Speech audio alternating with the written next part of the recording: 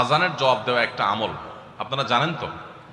মুয়াজ্জিন যা বলে তার সাথে সাথে তা বলা, তার পরপর সেটা বলা। মুয়াজ্জিন যখন আল্লাহু আকবার বলে, তখন আপনিও আস্তে আস্তে করে আল্লাহু আকবার বলবেন। মুয়াজ্জিন আবার যখন আল্লাহু আকবার বলবে, আপনিও আল্লাহু আকবার বলবেন। মুয়াজ্জিন যখন আশহাদু আল্লা ইলাহা ইল্লাল্লাহ বলবে, আপনিও আশহাদু আল্লা ইলাহা ইল্লাল্লাহ বলবেন।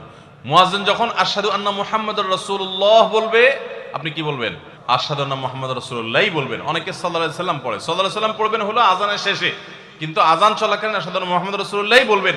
সহিহ মুসলিমের আযানের জবাব দেওয়ার অধ্যায়ে পরিষ্কারভাবে নবী সাল্লাল্লাহু আলাইহি সাল্লাম শিক্ষা দিয়েছেন। ইমাম মুয়াজ্জিন যখন বলবে, ইযা ক্বালা আশহাদু আন্না মুহাম্মাদুর রাসূলুল্লাহ ফাকুলু আশহাদু আন্না মুহাম্মাদুর রাসূলুল্লাহ, তখন আমরা আশহাদু আন্না মুহাম্মাদুর রাসূলুল্লাহ বলবো। এরপর হাইয়া আলাস সালাহ হাইয়া আল ফালাহ যখন বলবে, তখন লা হাওলা ওয়ালা কুওয়াতা ইল্লা বলবো।